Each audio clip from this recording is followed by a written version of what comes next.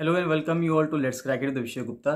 तो guys video को पूरा देखिए, एंड तक वीडियो को देखिएगा। इसमें सब चीज़ें बताई गई हैं, बहुत अच्छे से आपको समझाया गया है, तो आप इसको पूरा अंत तक जरूर देखिएगा। जो भी आपको डाउट आता है, कोई इसमें अगर सजेशन है, फीडबैक है, तो उसको कमेंट सेक्शन में कमेंट करके जरूर बताइएगा। चैनल को सब्सक्राइब जरूर कर दीजिएगा अगर आपने चैनल को सब्सक्राइब नहीं किया है यूट्यूब पे। और टेलीग्राम का लिंक आपको वीडियो के डिस्क्रिप्शन में मिल जाएगा, तो टेलीग्राम को जरूर ज्वाइन करिए। फ्री टेलीग्राम चैनल है, उसको ज्वाइन करना बहुत जरूरी है। सारे अपडेट्स वहीं पे आते हैं, सब चीज़ें वहीं पे मिलती हैं, तो उसको ज्वाइन करना बहुत बहुत ज़्यादा जरूरी है। कोई भी डाउट है, कोई भी फीडबैक है, तो उसको कमेंट सेक्शन में कमेंट करके जरूर बताइएगा। लेट्स क्रैक इट का ये चैनल जो यूट्यूब पे है, उसको जरूर से जरूर सब्सक्राइब कर लीजिए। यहाँ से सब्सक्राइब का बटन दबा दीजिएगा और यहाँ से सब्सक्रिप्शन के बाद ऑल का बटन भी दबा दीजिएगा, जिससे कि सभी नोटिफिकेशंस आपको रेगुलर बेसिस पे मिलते रहें। ये वाला जो टेलीग्राम चैनल है, इसको जरूर से जरूर ज्वाइन कर लीजिए। ये टेलीग्राम चैनल आपको सर्च करने में मिल जाएगा। जैसे आप ये लिखेंगे let's crack it with Abhishek Gupta बिना किसी स्पेस के, तो ये चैनल आ जाएगा और इस चैनल को आप ज्वाइन कर सकते हैं। तो स्वागत है आपका let's crack it with Abhishek Gupta के यूट्यूब चैनल पर, और हम पढ़ने जा रहे हैं नोबेल प्राइज़ विनर्स 2022 के। बहुत ही महत्वपूर्ण प्राइज़ विनर्स हैं ये। नोबेल प्राइज़ जो मिलता है हर साल मिलता है, बहुत ही ज़्यादा महत्वपूर्ण है। 6 इसके अंदर अलग अलग कैटेगरीज़ हैं। फिजिक्स है, केमिस्ट्री है, बायोलॉजी है, मेडिसिन है, मतलब बायोलॉजी के अलावा आप मेडिसिन उसको कह सकते हैं। तो ऐसे करके कई सारी इसके अंदर कैटेगरीज़ हैं जिनके अंदर नोबेल प्राइज़ मिलता है हर साल। अक्टूबर के महीने में नाम आते हैं किन किन को नोबेल प्राइज़ मिलेगा, और 10 दिसंबर को ये प्राइज़ दिया जाता है। अब कल 10 दिसंबर है और आज 9 तारीख है, तो आज के दिन हम पढ़ने जा रहे हैं कि कल किस किस को, यानी कि 10 दिसंबर को किस किस को नोबेल प्राइज़ मिलने जा रहा है। तो गाइस, स्टार्ट करने से पहले बताना चाहूँगा कि जूनियर असिस्टेंट के एग्ज़ाम के लिए उत्तराखंड में जो वैकेंसी निकली है, कनिष्ठ सहायक के एग्ज़ाम के लिए सिलेबस में बिंदुवार तैयारी करवाई जा रही है। मटेरियल आपको, कंटेंट आपको प्रोवाइड करवा के, तो जूनियर असिस्टेंट की तैयारी के लिए फुल प्रिपरेशन बैच चल रहा है, आप उसको ज्वाइन कर सकते हैं। FRO मेंस की टेस्ट सीरीज चल रही है, आप उसको ज्वाइन कर सकते हैं। पटवारी लेखपाल का एग्जाम है, फॉरेस्ट गार्ड का एग्जाम है, उसकी टेस्ट सीरीज चल रही है। साथ साथ RO सचिवालय का फुल प्रिपरेशन बैच चल रहा है, ये भी अपना में बहुत शानदार बैच है, इसको आप ज्वाइन कर सकते हैं। करंट अफेयर्स की PDF डेली बेसिस पे मिल रही हैं और डेली MCQ प्रैक्टिस चल रही है। इन सबको ज्वाइन करने के लिए आप 7665804421 पर कॉल या मैसेज कर सकते हैं। चलिए स्टार्ट करते हैं। सबसे पहले कुछ फैक्ट्स देख लेते हैं, उन फैक्ट्स के बाद हम पढ़ेंगे कि कौन कौन लोग हैं जिनको नोबेल प्राइज़ मिले हैं 2022 में। तो स्टार्ट करते हैं। सबसे पहले देखते हैं, इंग्लिश हिंदी दोनों में लिखा हुआ है, तो आप एक बार लाइंस को पढ़ते चले जाइए, मेरी आवाज़ को सुनते चले जाइए, और आपको सब चीज़ें समझ में आती रहेंगी। और इन सब चीज़ों को अपने मस्तिष्क में, अपने दिमाग में बिठाते चले जाइए। तो 1895 में इसको इस्टेब्लिश किया गया एल्फ्रेड नोबेल की विल के द्वारा। एल्फ्रेड नोबेल वो व्यक्ति थे, वो जर्मन व्यक्ति थे जिन्होंने, वो स्वीडिश व्यक्ति थे जिन्होंने डायनामाइट को इन्वेंट किया था। ये स्वीडिश व्यक्ति थे, ना कि जर्मन। तो स्वीडिश व्यक्ति थे जिन्होंने डायनामाइट को इन्वेंट किया था। डायनामाइट के ये इन्वेंटर थे, जिसकी वजह से बम विस्फोट होता है, उस डायनामाइट के ये इन्वेंटर थे जिन्होंने अपने नाम पे, नोबेल के नाम पे, इन्होंने इस नोबेल प्राइज़ को बनाने के लिए विल लिखी थी लास्ट में 1895 में। Awarded to those who have conferred the greatest benefit to humankind. तो उनका नोबेल का अपनी विल में, अपनी वसीयत में उन्होंने ये लिखा कि हर पिछले साल में जिस व्यक्ति ने दुनिया में सबसे अच्छा कोई महत्वपूर्ण काम किया है दुनिया के लिए, ह्यूमन काइंड के लिए, इंसानियत के लिए, उसको ये प्राइज़ दिया जाना चाहिए। इसको सबसे पहले 1901 में दिया गया। प्राइज़ की जो सेरेमनी है स्टॉकहोल्म स्वीडन में होती है हर साल दिसंबर में। 1901 से लेके 2022 तक देखें तो 60 महिलाएं हैं जिनको नोबेल प्राइज़ दिया जा चुका है। सिर्फ एक महिला है, Marie Curie, madam Marie Curie हैं, जिनको 2 बार ये अवार्ड मिला है। एक बार नोबेल प्राइज़ मिला उनको फिजिक्स में 1903 में, और उसके बाद नोबेल प्राइज़ मिला केमिस्ट्री में उनको 1911 में। जो वर्क है international committee of the red cross, यानी कि जो रेड क्रॉस सोसाइटी है, उसको ये अवार्ड 3 बार दिया जा चुका है। नोबेल पीस प्राइज़ उनको 3 बार दिया जा चुका है। लाइनस पॉलिंग अपने आप में एकमात्र ऐसे व्यक्ति हैं जिन्होंने 2 बार अनशेयर्ड नोबेल प्राइज़ लिया है, यानी कि उनका नोबेल प्राइज़ अकेले उन्हीं व्यक्ति को मिला है, उन्होंने उसको शेयर नहीं किया। 1954 में भी नोबेल प्राइज़ उनको मिला था केमिस्ट्री के लिए, और 1962 में उनको नोबेल पीस प्राइज़ मिला है। फिर मलाला यूसुफजई जो है, वो सबसे कम उम्र की बनने वाली नोबेल लॉरिएट है, उनको पीस प्राइज़ मिला 2014 में। पाकिस्तान की रहने वाली हैं, 17 साल की उम्र में नोबेल प्राइज़ उनको मिल गया था। और रविंद्रनाथ टैगोर जो हैं, पहले भारतीय हैं जिनको नोबेल प्राइज़ मिला था 1913 में लिटरेचर के लिए, जिसमें उन्होंने किताब लिखी थी गीतांजलि। अब देखते हैं 2022 में किस किस को अवार्ड मिला है। अगर हम देखें तो सबसे पहले फिजिक्स के अंदर देखते हैं, भौतिक विज्ञान के अंदर इसको अवार्ड दिया जाता है royal Swedish academy of sciences के द्वारा। अवार्ड दिया गया है अलेन आस्पेक्ट को, जॉन क्लॉस्टर को और एंटर जिलिंगर को। और अवार्ड किस लिए दिया गया है? ये दिया गया है for experiments with entangled photons. Photons वो होते हैं जो सन से निकलते हैं या लाइट से निकलते हैं, बेसिकली उसको हम फोटोन्स बोल रहे हैं। तो एंटेंगल्ड फोटोन्स यानी कि आपस में जो उलझे हुए फोटोन्स होते हैं उनके ऊपर रिसर्च की है इन्होंने। It has led the foundation for a new era of quantum technology. तो क्वांटम टेक्नोलॉजी के ऊपर इन्होंने बहुत ही बढ़ चढ़ कर काम किया है इन तीनों व्यक्तियों ने, इसलिए इनको फिजिक्स का नोबेल प्राइज़ मिला है। केमिस्ट्री के लिए अगर हम देखें, रसायन शास्त्र की अगर बात करें तो रसायन शास्त्र का जो अवार्ड दिया जाता है वो royal Swedish academy of sciences के द्वारा दिया जाता है। बैरी शार्पलेस को, मॉर्टल मेल्डल को और कैरोलिन बर्टोजी को, इन तीनों व्यक्तियों को ये अवार्ड मिला है। और इन्होंने क्या काम किया है? इन्होंने एक तो क्लिक केमिस्ट्री पे काम किया है, जो क्लिक केमिस्ट्री हमें बहुत ज़्यादा हेल्प कर सकती है किस चीज़ पे? कैंसर के ट्रीटमेंट के लिए।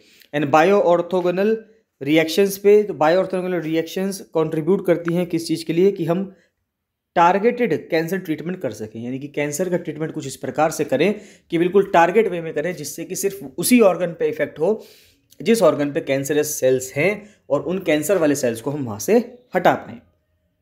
मेडिसिन अगर हम देखें, फिजियोलॉजी और मेडिसिन का अगर हम देखें तो नोबेल प्राइज़ कौन देते हैं? तो फिजियोलॉजी या मेडिसिन का जो नोबेल प्राइज़ है वो Nobel assembly eight Karolinska institute देता है। स्वांते पाबो जो अपना में स्वीडिश जेनेटिसिस्ट हैं, स्वीडन के जेनेटिसिस्ट हैं, उनको ये मेडिसिन का अवार्ड दिया है।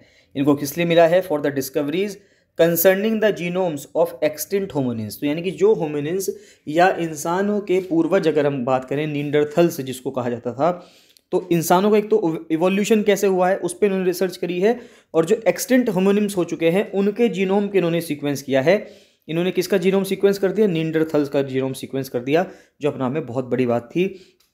और ये अगर हम देखें, जो आज का इंसान है उसका बहुत ज़्यादा पुराना एक्सटिंक्ट रिलेटिव है, जो आज से कई लाख साल पहले ख़त्म हो चुके हैं। नेक्स्ट आता है लिटरेचर का। अगर हम देखें, साहित्य पे अगर हम देखें तो साहित्य को जो मिला है, जो साहित्य को अवार्ड देते हैं वो देते हैं स्वीडिश अकेडमी, और एनी अर्नॉक्स को ये अवार्ड मिला है, जो कि अपने आप में फ्रेंच ऑथर हैं जिन्होंने अपनी आत्मकथा भी इसमें लिखी है। For the courage and clinical acuity with which she uncovers the roots estrangements और collective restraint of personal memory, यानी कि उनके व्यक्तिगत जीवन में क्या बीता है, क्या गुजरा है, वो चीज़ उन्होंने अपनी किताब में लिखी है।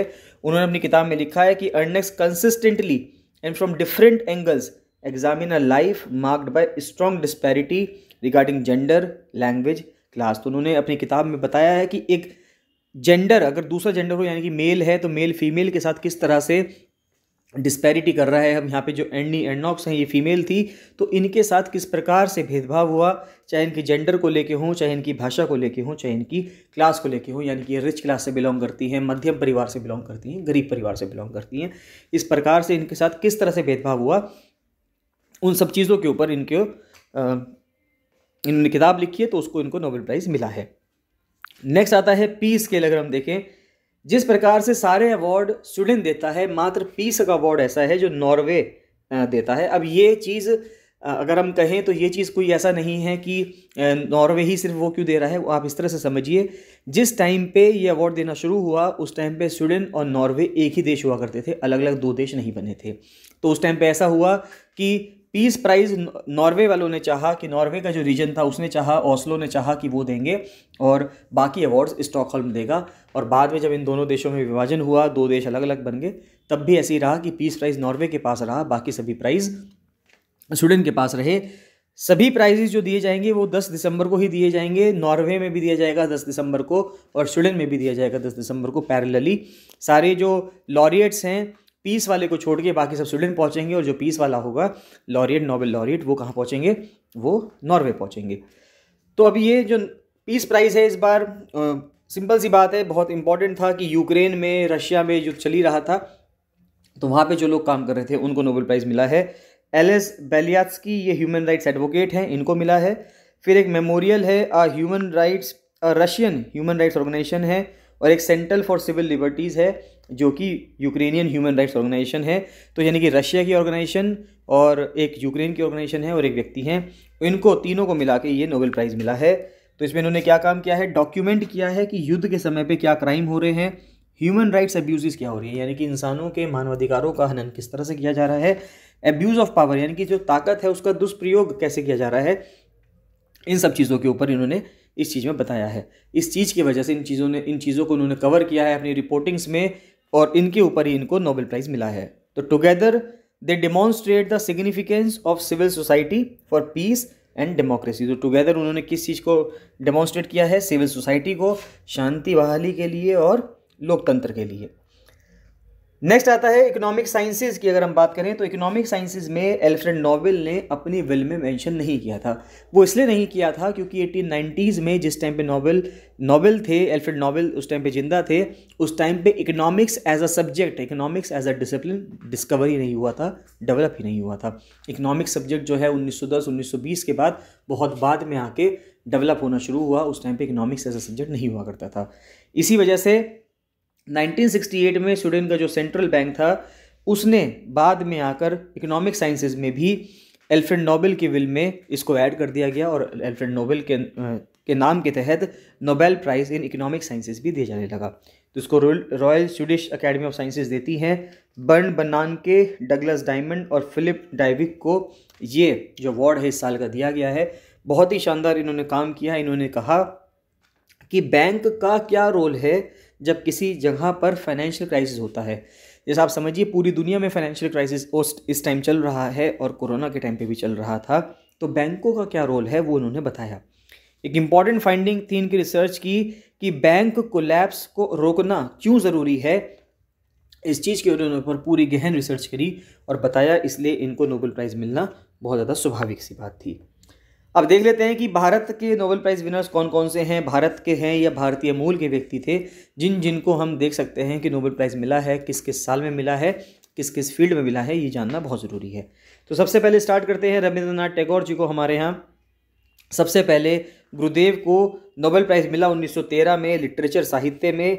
फिर सर सीवी रमन को मिला रमन इफेक्ट के लिए 1930 में, फिजिक्स के लिए हरगोविंद खुराना को मिला 1968 में, मेडिसिन के लिए मदर टेरेसा को मिला 1979 में, शांति के लिए सुब्रमण्यम चंद्रशेखर जिन्होंने चंद्रशेखर लिमिट दी 1983 में इनको मिला फिजिक्स के लिए। और उसके बाद अमर्त्य सेन जो इकोनॉमिस्ट थे पंजाब में 1998 में इनको मिला इकोनॉमिक साइंसेज के लिए। वेंकटरमन रामकृष्णन को 2009 में मिलता है केमिस्ट्री के लिए। कैलाश सत्यार्थी को 2014 में मिलता है पीस के लिए। और अभिजीत बैनर्जी उनकी वाइफ एस्थर डफलो के साथ उनको मिलता है 2019 में प्राइज़ इकोनॉमिक साइंसेज में। अभिजीत बैनर्जी भारतीय मूल के हैं, एस्थर डफलो फ्रांस मूल की हैं। तो बहुत ही शानदार उन्होंने काम किया था उस टाइम पे भी पॉवर्टी एलिविएशन के लिए, गरीबी उन्मूलन के लिए, इसलिए इनको इकोनॉमिक साइंसेज के रूप में प्राइज़ मिला था। अभिजीत बैनर्जी, एस्थर डफलो और एक व्यक्ति और थे। तो वो व्यक्ति कौन थे, आप उनका नाम कमेंट सेक्शन में कमेंट करके ज़रूर बताइएगा। बाकी ये सब चीज़ें जाननी बहुत ज़रूरी थी। आगे आने वाले सवाल जितने भी होंगे, जितने भी एग्जाम होंगे, उन सब के अंदर पूछा जा सकता है कि कौन सा नोबेल प्राइज़ किसको दिया गया, ये जानना हमारे लिए बहुत ज़रूरी है। इसमें गाइज आपको कोई भी डाउट आता है, कोई भी आपका फीडबैक है, कोई भी आपका सेशन है, तो आप कमेंट सेक्शन में कमेंट जरूर कीजिएगा। बाकी चलिए मिलते हैं नेक्स्ट वीडियो में। So thank you and bye bye.